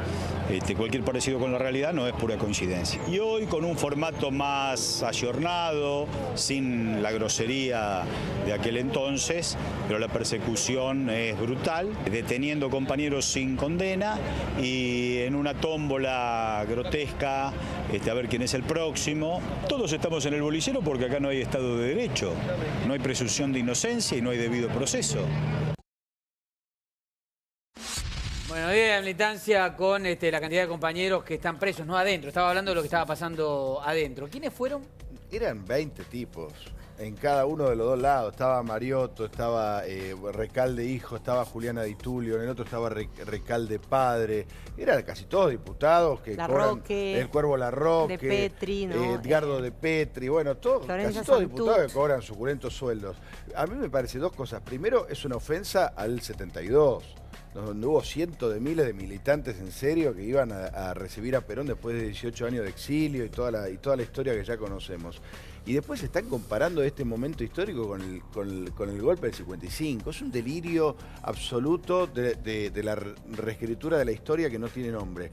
Pero además el regalo que le hacen al gobierno con la foto esta, de todos estos parados en la puerta de los penales, yendo a abrazarse simbólicamente con sus presos. Comparto que dice Tato, comparar la persecución de los peronistas después del año 55 con estas detenciones ordenadas por jueces, banalizar la persecución que sufrió el Pero peronismo. además lo que los falta es la militantes jefa peronistas. política, ¿no? Porque digo, si claro. estamos ante una persecución política, ¿cómo no es que Cristina los está defendiendo? Bueno, Cristina que Porque sacó ahí hay una el contradicción, 30 ¿no? y cuánto en la provincia de Buenos Aires. 34, Sí, ¿no? Un poquito 3 más. millones de Cuento votos. algo y Sí. quiero escuchar a Rosendo de la información que tengo de lo que está pasando en la provincia de Buenos Aires con el PJ y después le voy a preguntar a Rosendo qué opina, ¿no?, de lo que está pasando con el peronismo. El peronismo la expulsó definitivamente a Cristina de la provincia de Buenos Aires. Esto pasó hace algunas horas nada más. Me van a decir, ¿cómo la expulsó? ¿Cómo la Sacó el expulsó? 35% de los votos. Sacó a todos los camporistas y a todos los cristinistas de la lista que se va a presentar el próximo 17 de diciembre. Hay renovación de autoridades, Espinosa es el presidente. Me dicen que Espinosa además no pudo formar lista. Se juntaron, por el lado de los intendentes más pesados, Cascallares, Insaurraldi, Juanchi Zabaleta, Catopodis. Por el lado del gremialismo, los gremialistas más pesados, Pablo Moyano, Piaini. Por el lado de las mujeres dirigentes muy importantes de la provincia de Buenos Aires. Y atención porque aparece el masismo en esta reconstrucción del peronismo en la provincia de Buenos Aires, con una mujer que es la presidenta del Consejo Deliberante de Tigre, Alejandra Nardi. Massa metió una pata en el peronismo. Massa metió una pata. Como volviendo. O sea, volvió ya formalmente, está Y volviendo a mí- formalmente el peronismo. Exactamente. A mí me dicen que esta es la única lista que se va a presentar. ¿Y Espinosa dónde está? Y no está. No está en ningún lado. Y Revisá, debe el, estar ahí. el cristianismo ¿dónde está? Y Está no bien, está. Espinosa se había ido para formar una unidad ciudadana. O sea, Bueno, y yo pregunté, ¿y el camporismo? No, pero Espinosa era Presidente del del PJ partido. ya sé, pero bueno. Es el presidente del Sigue partido. Bueno, lo que pasa pero- es que Cristina dijo que la reconstrucción iba a ser a partir de Unidad Ciudadana Claro. con Espinosa Acá al dijo, lado. acá Con está, ¿no? Espinosa al No, lado no, que habrá no. dicho, yo pensé que era a partir del peronismo, Pero debería ojo, haber pensado. atención porque vuelve el poder de los intendentes en la provincia de Buenos Claro. Aires. Atención con esto, y quedó fuera toda la cámpora. No es un dato menor. Ahora, yo digo, no está Cristina acá, que es la dirigente más fuerte hoy de la provincia de Buenos Aires, tiene el 35% de los votos. Pero ella ya no es más peronista, tiene otro Se partido. fue del partido. Y claro. ¿Qué va a pasar con el peronismo? Que lo explique Rosendo. Claro, ¿qué va a pasar con ¿Se el explica peronismo? esto? Sí, primero, en el peronismo no hay liderazgo mientras un peronista no llega a la casa de gobierno. En el peronismo el liderazgo se construye. O sea, a afuera partir- no lidera nadie. Menem, es decir, Perón fue líder cuando llegó al poder, Menem también, los Kirchner también. Mientras tanto, podés ser candidato, podés ser referente, pero no sos líder. El peronismo está sin liderazgo y va a volver a tener un líder cuando un peronista gane la presidencia en 4, 8, 12, ¿no es cierto?, desde ese punto de vista. Segundo, es decir, el kirchnerismo está en declinación. Como declinó el menemismo después que perdió el poder, el dualdismo después de que perdió el poder y el kirchnerismo ahora. La pérdida de poder te implica declinación. Las declinaciones son procesos, ¿viste? No es que un día se termina todo, pero hay claramente declinación. Y lo que está pasando en la provincia de Buenos Aires me parece que es una señal muy clara de ese fenómeno de declinación. Espinosa no armó lista porque no consiguió intendente que lo apoyen. Él trató de armar Ahora, vos lista. mirá qué paradoja, Rosendo, porque en realidad de todos los peronistas, la que más votos sacó es Cristina Kirchner. Entonces, ella es evidentemente un efecto tapón para que no Claro. surja ningún otro líder, ¿no? Porque digo, ella aún así, aún perdiendo el peronismo, Cristina es la opositora que más votos sacó Bueno, a ver, entre ellos. yo Por eso es que digamos, no pueden reconstruir. Ella saca un tercio de los votos de la provincia de Buenos Aires. Ella bien puede decir, bueno, pero a ver, ¿quién tuvo más votos que yo? Ahora hay 17 gobernadores de origen peronista. ¿Cuántos estuvieron con ella en la elección? Ninguno. En Las PASO había 2, que eran Santa Cruz y San Luis. Sí, bueno. En la elección San Luis ya no estaba. Sí, además lo que solo. ganaron Mansur, que la Está verdad bien, pero que si vos es tomás... Pero Mansur ya dijo Cristina fue. Sí, no, ya no, No, no es por mi- eso, sí, sí, sí. Cristina Rosendo quedó y reducido... Sergio Berenstein se nos contó acá Sí. que él había hablado con 2 senadores peronistas y 2 gobernadores y que le dijeron que querían que Cristina haga un bloque, un bloque unitario, ella sola, por afuera del bloque mayoritario del peronismo que Sí, lo va a seguiría hacer. liderando Pero va a Pichetto, ser ¿no? así, yo creo que Lo va a va a haber hacer. un bloque kirchnerista, diputados y senadores. No sé si va a ser unipersonal o va a haber un poco más, no sé si... Pero va a ser Pero va a ser minoritario muy chico. dentro. A ver, Eh, en el mejor de los casos vas a terminar 3-1, diríamos, ¿no es cierto? Pero sí. Segunda pregunta, vos decías el declive del menemismo que en Sí. un momento nadie se lo imaginaba. El menemismo tuvo mucho poder y sin Sí, embargo claro. Menem terminó solo prácticamente, ¿no? ¿Podría suceder lo mismo con Cristina? ¿Un Sí. declive de esas características? Pero fíjate, Menem 3 años y medio después se presenta, sale primero en la primera vuelta, lo apoyan 16 gobernadores pero tiene que renunciar a competir. De ahí en más, el menemismo siguió declinando. Esta elección de la provincia de Buenos Aires, en mi opinión, para Cristina implica un punto de inflexión en la declinación. No. Si ella hubiera ganado, estaríamos en un escenario totalmente distinto, pero perdió. Y al perder, yo creo que sí. Yo creo que declinación, yo lo veo, ¿viste? Declinado. Si Cristina es candidata a presidente el 2019, yo tengo la impresión que el peronismo va a ir con su propia estructura, con sus propios candidatos. Ellos en la intimidad lo que creen es que recién van a hacer una oferta competitiva en el 2023, que no tienen opción de recuperar. Por lo menos en provincia de Buenos Aires están convencidos. Sí, eso es lo probable. Sí, es lo que ellos admiten, ¿no? Eso es lo probable. Que van a ir con un candidato, digamos, que saben que va a perder en el 2019 y que recién se van a poder recuperar en el Yo creo que eso es lo probable. Ahora, sí. Eso de que yo me corro para que venga otro y pierda, en la historia, más de una vez ha sido la oportunidad perdida. Pero yo creo que hoy, yo miro hacia adelante, lo probable es que el próximo turno es del... Bueno, a ver, Sucho, ponete los guantes. Te vamos a empezar a patear penales. ¿Estás dispuesto? ¿Estás preparado? Vamos. Trajo material, Sucho, que es muy interesante, que lo vamos a ir compartiendo, que tiene que ver con el consumo de Argentina y la región. ¿Está bien lo que estoy diciendo? A ver, explícalo vos. Dale, tenemos las placas. Quería trabajar con esta idea. Ahora hay 4 propuestas bastante interesantes para corregir la competitividad argentina. Fiscal, previsional, laboral, entre otras cosas, que me parece muy interesante. Quiero empezar por el dato positivo, que por primera vez empezás a discutir la Argentina del futuro. Totalmente. Y dejás de discutir qué pasó en los 70, qué pasó en los 80, qué pasó antes. ¿Qué pasó con el kirchnerismo también? Empezás a hablar para adelante. ¿Y cómo logramos un país entre todos donde seamos un poquito más competitivos? Entre ellos tenés una reforma impositiva que en el cual hay beneficiarios, hay gente que va, teóricamente, algunas empresas van a tener un incentivo a producir más y desde ese punto de vista van a poder pagar menos impuestos a las ganancias de 35 a 25 si reinvierten. Empiezan a tener un esquema impositivo a la disminución de ingresos brutos con la reforma de las provincias, pero no necesariamente toda la sociedad va a pagar menos impuestos. Quizás para nada. Las personas físicas vamos a terminar pagando más por el impuesto inmobiliario, por renta financiera o lo que fuera. Pero hay un intento. Pero hay 2 cosas que quería tocar hoy. El primero tiene que ver con eso. Argentina gasta esto y lo que recauda de impuestos es esto. La diferencia se llama déficit fiscal. ¿Cómo financiamos ese déficit fiscal? Son los problemas crónicos que tuvo la Argentina. Si lo financió emitiendo, iba a inflación. Si vendíamos la joya del abuelo o las reservas, iba al tipo de cambio. Bueno, cada una tuvo su moraleja. Bueno, ahora empezamos a tratar de reformar esto impositivo para que Argentina pueda crecer, pero no empezamos a hablar de esto. Yo creo que la asignatura pendiente que todos estamos mirando, ¿qué gesto me das de bajar el gasto? Porque uno de los problemas que tenemos, todo lo que pagamos de impuestos, nos quejamos, la carga impositiva, es no lo pueden solucionar porque la verdad Argentina tiene un gasto público muy alto. Bueno, ese es un debate que falta y que hace a la competitividad. Y ahora voy al cuadro que sí había traído, que es uno de los puntos ahí lo tenés, mirá. Interesantes, es el siguiente. Para que uno pueda crecer y crece en escala, necesita financiarse. ¿Cuál es la tasa de interés que hoy paga una empresa argentina comparado con el resto de la región y con algunos países del mundo? ¿Qué tasa de interés tomamos? La real, no la tasa nominal, porque Argentina, una pyme hoy está pagando un 25, 26, 25. Puede decir, la tasa de interés que tiene que pagar una empresa para pedir plata. Por encima de la inflación. Por encima de la inflación. Si yo tengo una tasa del 27% anual, pero la inflación es del 22%, estoy pagando 5% por encima de la inflación.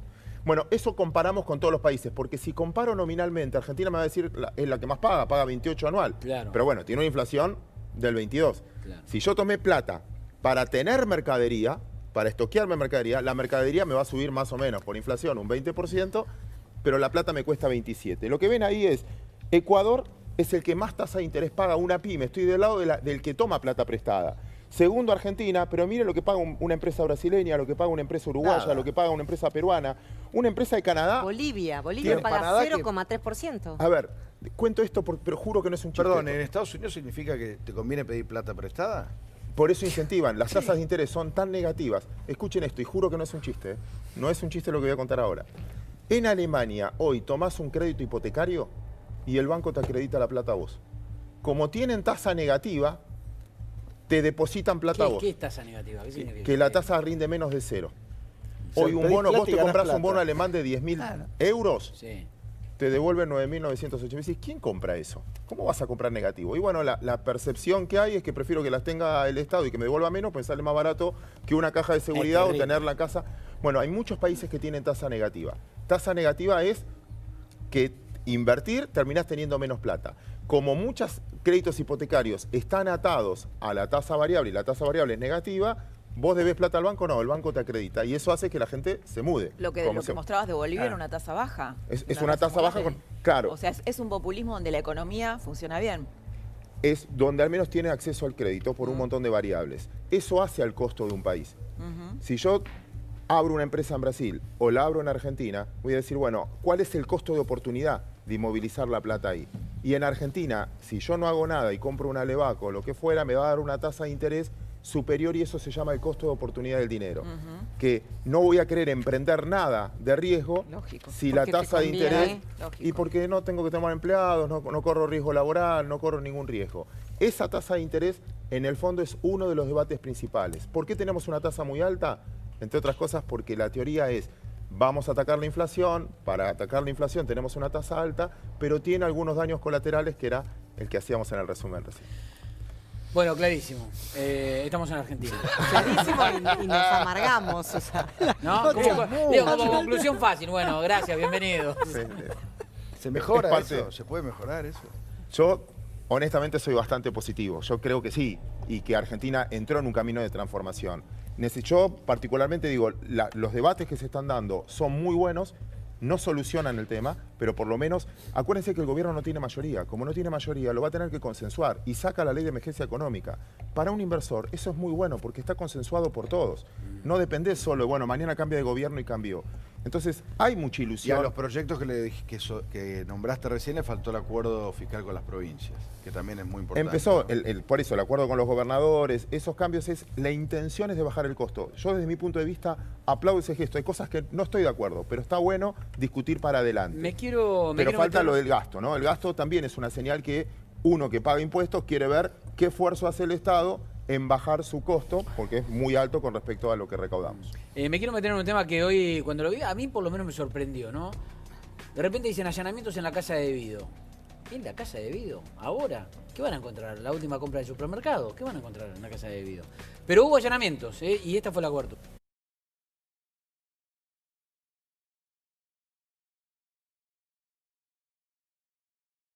Otro atropello más de un juez que no comprende sus límites constitucionales. ¿Juez Bonadío se refiere? Sí. ¿Por qué? ¿Por ordenar un allanamiento cree que es un atropello? Por ordenar un allanamiento sin sentido, luego de una decisión que ya tomó, que es el procesamiento que está siendo evaluada por la Cámara, él no tiene conducción del proceso penal y toma esta decisión porque sabe que el procesamiento que tomó es insostenible y la Cámara va a revocarlo. Es un juez vergonzoso.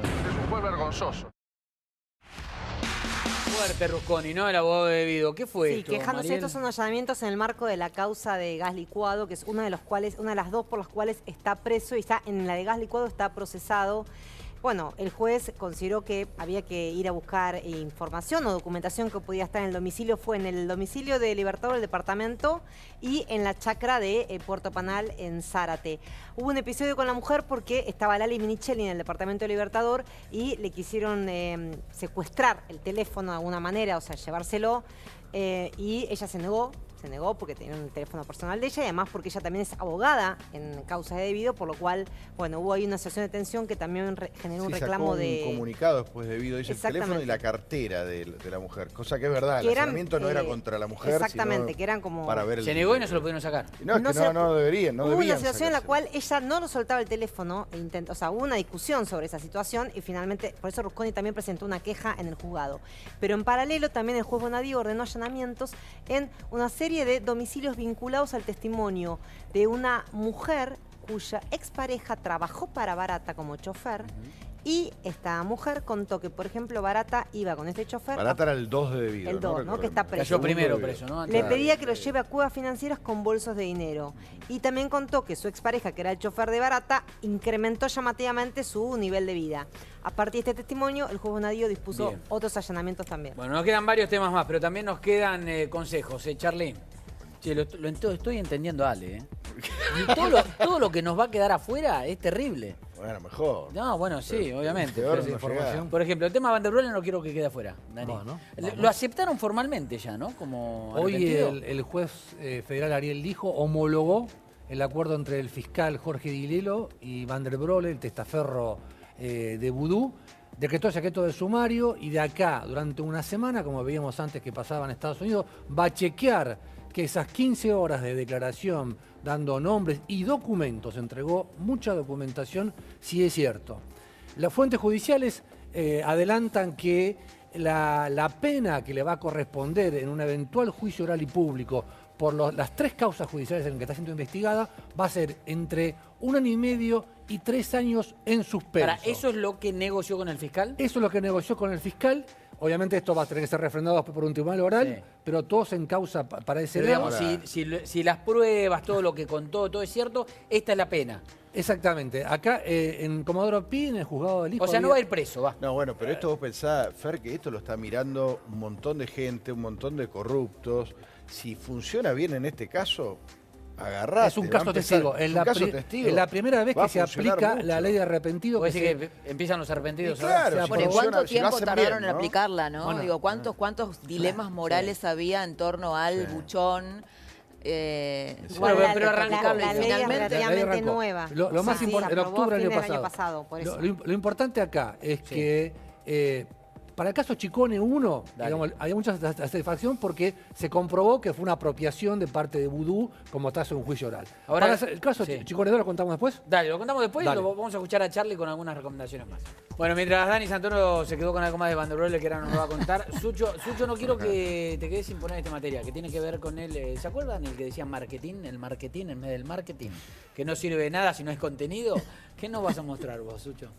No, tenía que ver, en un momento lo traía o se me ocurrió esta idea más que nada por el tema de la reforma laboral en algún momento. Y el 70% del empleo hoy alrededor del mundo está dado por el intangible. De hecho, acá quizás toman más gente que en alguna empresa industrial desde el punto de vista de que lo que mueve hoy en un celular, en un buscador o lo que fuera, es lo que toma realmente de lo que estamos todos pendientes todo el tiempo.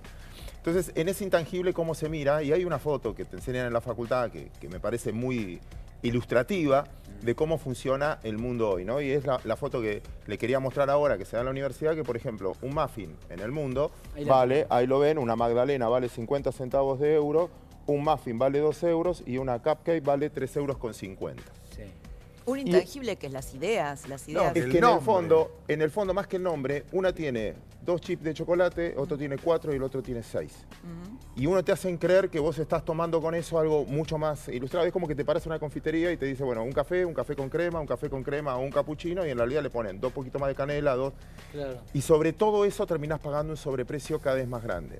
El negocio hoy no es de ellos, que lo hacen bárbaro, quizás el dueño es el mismo que termina jugando, sino que nosotros lo terminamos pagando. Lo que nos venden, esa sensación de pertenecer, etcétera, que finalmente es lo que da el valor agregado hoy. Yo quería expresar que en el trabajo lo que termina dando el valor agregado es ese cuento, esa historia que te cuentan, que vos no estás consumiendo un activo, lo que estás consumiendo es una experiencia que te hace pertenecer o a un mundo distinto vale o algo. Eso? ¿Hay que pagarlo? Es esa lo pagamos. Sí, pero está bien pagado, digo. Mira, hay una marca de café que no voy a mencionar porque obviamente están los auspicios, pero vos el commodity, el café commodity, en el café vale 20 centavos. Si yo lo tomo instantáneo en mi casa, ese mismo café, más o menos termino pagando 10 pesos. Si yo ese café lo tomo en un bar normal, lo termino pagando 35, 40 pesos. El commodity vale 0,20. ¿Sí? De la incidencia en el café. Si lo tomo en estas cadenas que están en todos lados, vale 90, 100 pesos. ¿Cuál es la diferencia? No, que ahí tienen sillones, tienen wifi. Lo que termino pagando no es el artículo y no es el bien. Vos pagás la experiencia. Por eso, a veces, insisto con esto, porque muchas veces el 70% del empleo, cuando digo quién va a dar trabajo, etcétera, si no voy a... muta el trabajo. Si no voy a las recomendaciones y al corte, no pagamos nada más. Eso. Así que mejor vamos al corte, ya venimos. Bueno, ¿vieron cuando nos enojamos con Ale? Porque decimos, pero al final no quedó tiempo para... Bueno, enójense conmigo, no nos quedó tiempo para nada. Pero che. Fernando, gracias. No, gracias a Laura, gracias. Gracias a vos. Sucho.